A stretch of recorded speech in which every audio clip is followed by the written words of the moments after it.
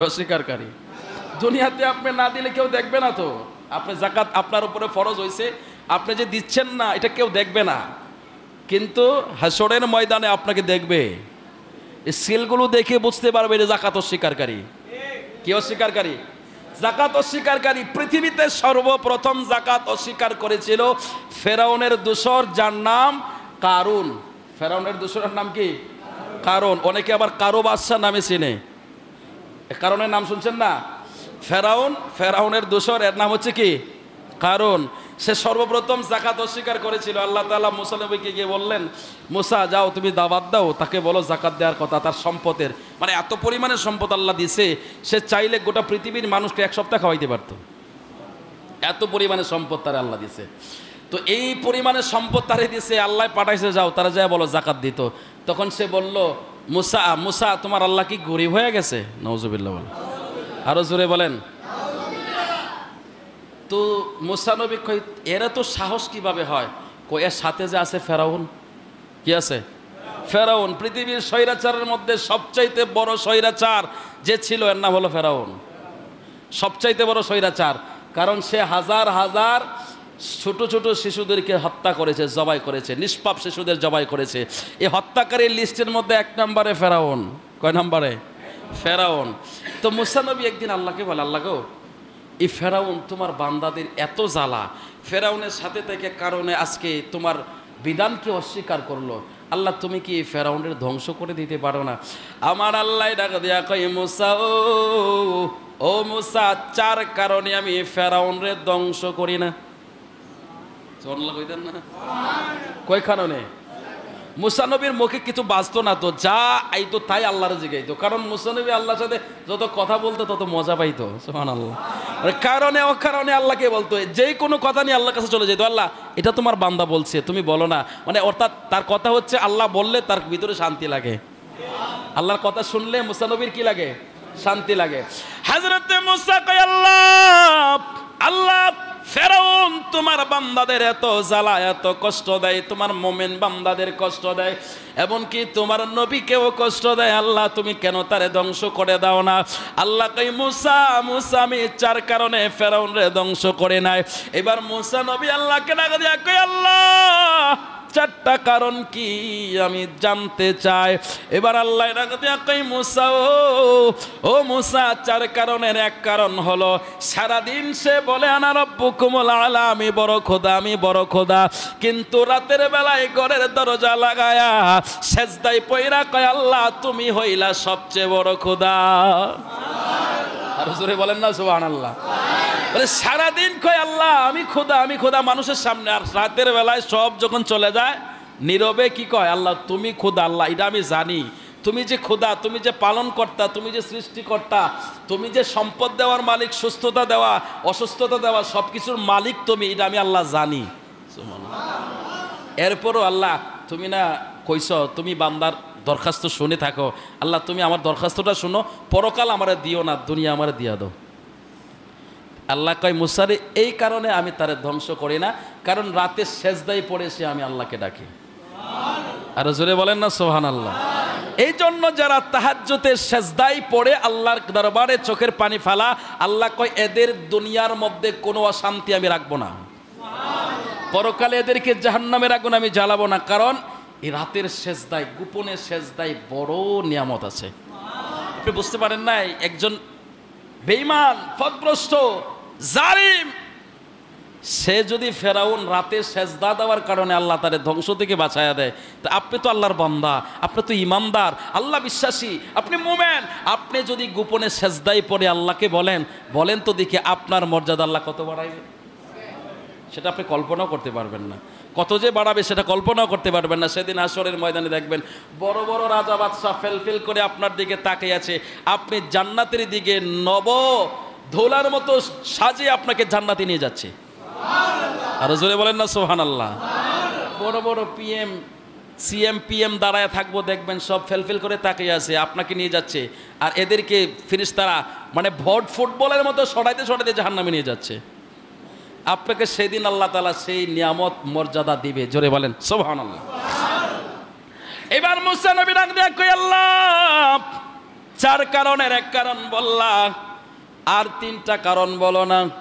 আল্লাহ ডাক দিয়া কই মুসা, মুসা রে, চার কারণের মধ্যে দ্বিতীয় কারণ হলো এই ফেরাউনের বাড়িতে একটা এতিমখানা আছে। কি খানা আছে? বড় করে বলেন। তা আমার বানানোর কথা নয়, আপনি দেখতে পারেন খুলে, এগুলো না, এগুলো স্পষ্ট লেখা আছে। তো মুসা নবী কয় আল্লাহ তার বাড়িতে এতিমখানা আছে? হ্যাঁ। এবার আল্লাহ ডাক দেয়া কয় মুসা, ও মুসা, তার বাড়িতে এতিমখানা আছে, এতিম বাচ্চাদের সে খাবার দেয়। এই খাবার খায়া যখন এতিমরা আল্লাহর দরবারে হাত তুলে বলে আল্লাহ এই ফেরাউন আমাদেরকে খাবার দিয়েছে, আল্লাহ আমাদের পেটে বড় শান্তি পাইছে, আমরা বড় শান্তি পাইলাম। এরা যখন শান্তি পায় আমি আল্লাহর দরবারে বলে আমি আল্লাহ তার পাপের দিকে তাকায় না, আমি আল্লাহ তার পাপের দিকে তাকায় না।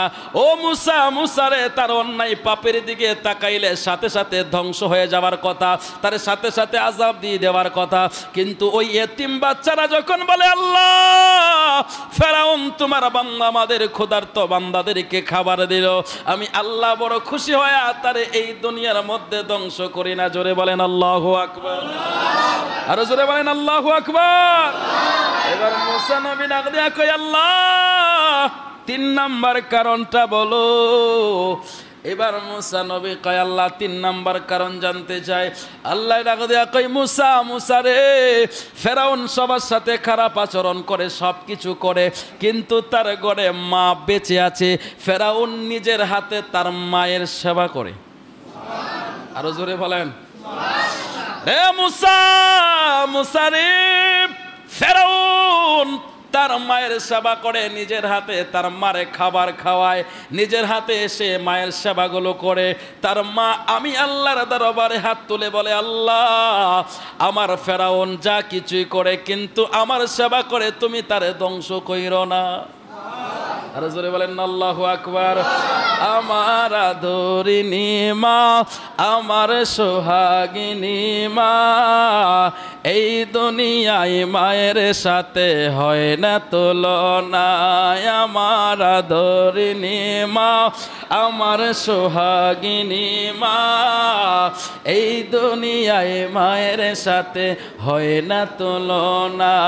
বলো এই দুনিয়া মায়ের সাথে হয় না তুলনা। আপনি চিন্তা করছেন একজন বেঈমান সে মায়ের সেবা করার কারণে আল্লাহ তারে ঠকায় নাই। সুবহানাল্লাহ। মায়ের সেবা করার কারণে আল্লাহ তারে ঠকায় নাই, দুনিয়াতে তারে ধ্বংস করে নাই। তো আপনি যদি মায়ের সেবা করেন আল্লাহ আপনাকেও ধ্বংস করবে না। সুবহানাল্লাহ।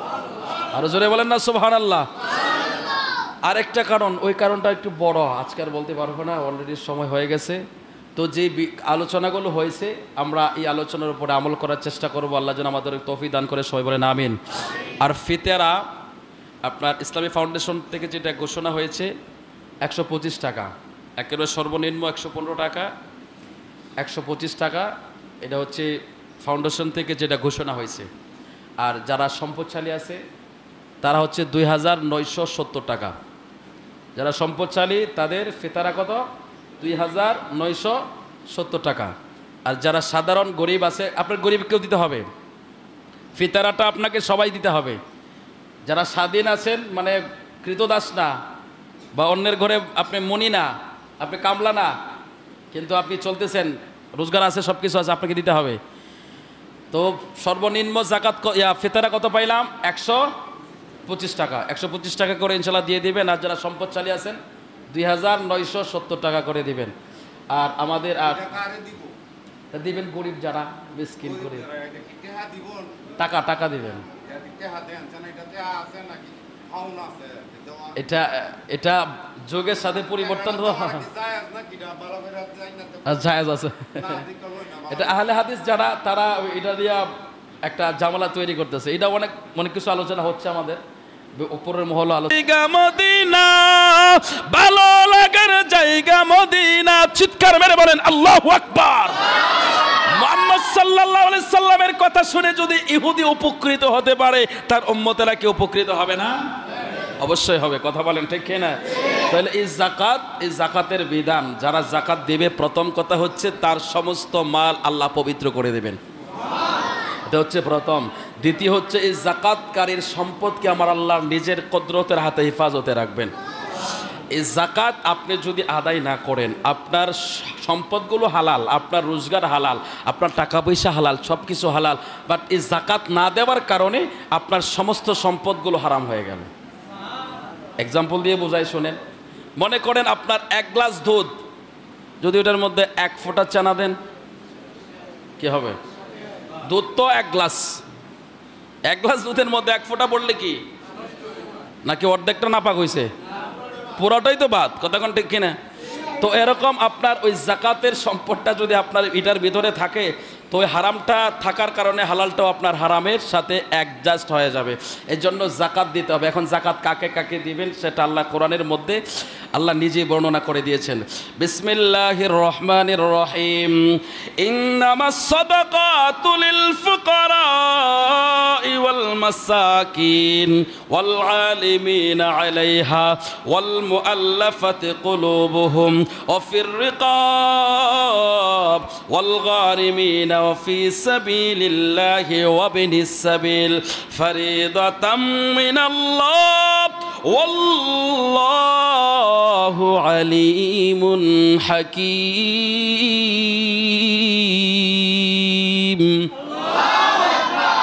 আমার আল্লাহ পাক বলেন, ইন্নামাস সাদাকাত, নিশ্চয় সাদাকা, লিল ফুকারা, আমার আল্লাহ তাআলা যে বিধানগুলো দিয়েছেন এর মধ্যে 8টা বিধান।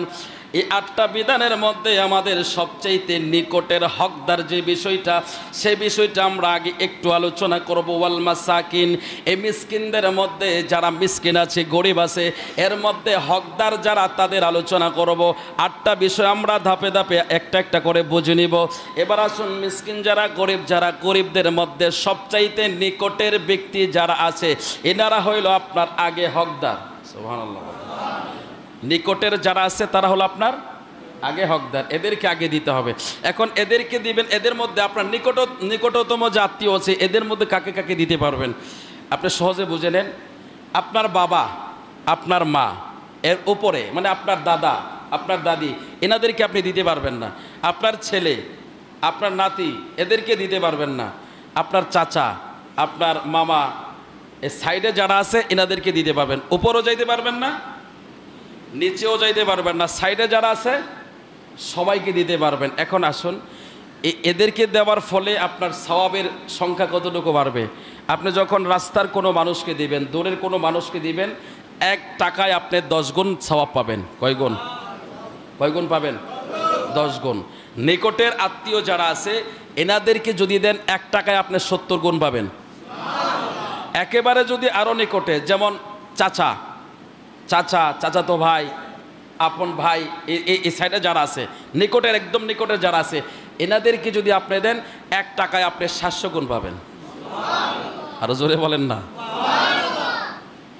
এরপরে যারা তালিবুল ইলম, যারা দিন শিখে, এই দিন শিক্ষার্থীদের মধ্যে যারা গরিব আছে, এদেরকে যদি আপনি দেন, আপনার এই সাদগাটা পাওয়ার পরে, আপনি জাকাতের টাকা দেন, সাদগার টাকা দেন, যেটাই দেন, এটা দেওয়ার পরে সে যদি এটা পায়া দিন ইলম শিখতে পারে, এটা পায়া যদি সে শান্তি পায়, এদেরকে দিলে আপনার সওয়াব হবে 7000 গুণ। আর জোরে বলেন সুবহানাল্লাহ। তাহলে সবচাইতে পাইলাম কি, যারা দিন ইলম শিক্ষা করে তাদেরকে দিলে সওয়াব বেশি। এরপরে 700 গুণ পাইলেন আপনার নিকটের আত্মীয়কে দিলে, আর রাস্তার ফকিরকে দিলে আপনি কত পাবেন? 10। তাহলে আগে কোনটা করবেন? নিজেদের নিকটে যারা আছে, ভাই বাড়াদর, আত্মীয় স্বজন যারা আছে, আত্মীয় স্বজন বংশের মধ্যে যারা আছে, আগে তাদেরকে দিবেন। এটা হচ্ছে আল্লাহর বিধান। জোরে বলেন সুবহানাল্লাহ। তো এটা দিলে আপনার উপকার হবে, লস হবে না। কিন্তু যদি আপনি না করেন, আল্লাহ কোরআনে বলেন, বিসমিল্লাহির রহমানির রহিম, ওয়াল্লাযীনা ইয়াকনিজুনা আয-যাহাবা ওয়াল ফিদ্দাতা ওয়া লা ইউনফিকুনাহা ফী সাবিলিল্লাহ ফাবাশশিরহুম বিআযাবিন আলীম। আমার আল্লাহ বলেন, ওয়াল্লাযীনা, যারা ইয়াকনিজুনা আয-যাহাবা ওয়াল ফিদ্দাতা, নিজেদের, ওয়ালা ইউনফিকুনাহা ফী সাবিলিল্লাহ, আল্লাযীনা ইয়াকনিজুনা আয-যাহাবা ওয়াল ফিদ্দাতা, যারা নিজেদের স্বর্ণ ওয়াল ফিদ্দাতা রূপা ওয়ালা ইউনফিকুনা ফিস সাবিলিল্লাহ, আল্লাহর রাস্তায় ব্যয় করে না, জমা করে রেখে দেয়। আল্লাহ বলেন ফাবাশশিরহুম বিআযাবিন আলীম, তাদেরকে কঠিন আযাবের সুসংবাদ দাও। কেমন আযাব হবে আমার আল্লাহ কয় ইয়াউমা ইউহমা আলাইহা ফি নারি জাহান্নাম। একটু আওয়াজ করে বলতে হবে আল্লাহু আকবার। আমার আল্লাহ কয় ইয়াউমা, সেই দিন ইউহমা আলাইহা ফি নারি জাহান্নাম, জাহান্নামকে উত্তপ্ত করা হবে, জাহান্নামের মধ্যে গরম করা হবে। কি গরম করা হবে? আপনার সম্পদগুলো যেগুলো আপনি যাকাত আদায় করেন নাই, ওইগুলোকে গরম করা হবে। কেমন ভাবে? সহজভাবে বুঝেন। যেমন স্বর্ণকার স্বর্ণ যখন বানানোর আগে, গহনা বানানোর আগে স্বর্ণকার এই স্বর্ণটারে গলায় না, গহনা বানানোর আগে স্বর্ণটারে কি করে? গলানোর পরে এটা একটা ছোট এরকম একটা গোল আকৃতি হয়, ঠিক না? আমার আল্লাহ কয় ইয়াউমা ইউহমা আলাইহা ফি নারি জাহান্নাম ফাতুকওয়া বিহা, সেদিন এই সম্পদগুলোকে গলানো হবে, উত্তপ্ত করা হবে, গরম করা হবে। ফাতুকওয়া বিহা জিবাহুহুম ওয়া জুনুবুহুম ওয়া যুহুরুহুম, সেদিন তাদের কপালের মধ্যে এইগুলো দিয়ে তাদেরকে সিল দেওয়া হবে, তাদের দুই পাশে সিল দেওয়া হবে, তাদের পিঠের মধ্যে সিল দেওয়া হবে। আমার আল্লাহ কয় এই সিলগুলো তাদেরকে দেওয়া হবে। কতক্ষণ দেওয়া হবে? আল্লাহ রাসূল বলেন এই সিলগুলো দেওয়া হবে যতক্ষণ পর্যন্ত এগুলো ঠান্ডা না হয় ততক্ষণ পর্যন্ত দিতে থাকবে। আবার ঠান্ডা হয়ে গেলে পুনরায় আবার আগুন থেকে গরম করবে, এরপরে আবার দেবে। এমনভাবে কতদিন দিতে থাকবে? কয় এইভাবে শাস্তি হতে থাকবে ইসরাফিল সিংগাই ফু দেওয়ার আগ পর্যন্ত। জোরে বলেন আল্লাহু আকবার। আমার আল্লাহ কয় হাদা কানাজতুম লিআনফুসিকুম ফাযুকু মা কুনতুম তাকনিজুন। সেই দিন আমার আল্লাহ ডেকে বলবে কেমন স্বাদ উপভোগ করো, স্বাদ গ্রহণ করো। আমি আল্লাহর বিধান লঙ্ঘন করেছো, আমি আল্লাহর বিধান লঙ্ঘন করেছো, এবার ভোগ করতে থাকো। এখন আমি যদি আপনাদেরকে বলি মাত্র একটা লোহার, ছোট্ট একটা লোহার শেখা যদি আপনি হাতে খান, একবারের জায়গায় যদি মনে করেন আপনাকে 1 ঘন্টা পরে আবার দেওয়া হবে, এবার যদি আরেক ঘন্টা পরে আবার দেওয়া হবে, আপনার মানসিক যন্ত্রণা বাড়বে না কমবে? কথা কয় না, বাড়বে না কমবে? আমার আল্লাহ কয় রে দুনিয়ার মানুষ, এভাবে এইগুলো দিয়া গরম জাহান্নামের আগুন দিয়ে গরম করা হবে। দুনিয়ার আগুনে যখন কামার লোহা গরম করে কিংবা স্বর্ণকার যখন স্বর্ণগুলো গরম করে, দেখবেন একেবারে লাল আগুনের মতো হয়ে যায়। কতক্ষণ ঠিক কিনা? লাল আগুনের মতো হয়ে যা, পানির মধ্যে দিলে সাপ করে ওঠে। আমার আল্লাহ কয় সেই দিন তোমাদের কপালে, তোমাদের পিঠে, তোমাদের সাইটে যখন মারা হবে সাত করে উঠবে, ততক্ষণ জ্বলতে থাকবে, ঠান্ডা হওয়ার আগ পর্যন্ত মারতে থাকবে। আবার ঠান্ডা হয়ে গেলে এটারে গরম করে আবার দেওয়া হবে। এভাবে তোমাদেরকে শাস্তি দেওয়া হবে, শাস্তির পর শাস্তি। এই বিষয়ে তিরমিজিতে হাদিস আসছে, আমার রাসূল বলেন রে দুনিয়ার মানুষ, আমার আল্লাহ পাক রব্বুল আলামিন এই শাস্তি তোমাদেরকে দিতে থাকবে। 1 দিন 2 দিন 3 দিন না, এভাবে 50,000 বছর লাগলে 50,000 বছর, অর্থাৎ দুনিয়ার একদিন, ওই হাসরের ময়দানের 50,000 বছর এভাবে শাস্তি দিতে থাকবে। এই শাস্তি শেষ না, তারপরে তোমাদেরকে 2টা রাস্তা দেখায়া দিবে, একটা জাহান্নামের দিকে আর একটা জান্নাতের দিকে। এই শাস্তি নিয়ে তোমরা জাহান্নামের ভিতরে শাস্তি ভোগ করতে থাকবা। আর তোমাদের সিল দেখে এই হাসরের ময়দানের সমস্ত মানুষ বুঝতে পারবে এই লোকগুলো জাকাত অস্বীকারী। জায়গার উপরে, কত জায়গায়? 30 জায়গার উপরে সালাতের সাথে সাথে যাকাতের কথা বলেছেন। সুবহানাল্লাহ বলেন। আল্লাহ বলেন বিসমিল্লাহির রহমানির রহিম وأقيموا الصلاة وآتوا الزكاة واركعوا مع الراكعين।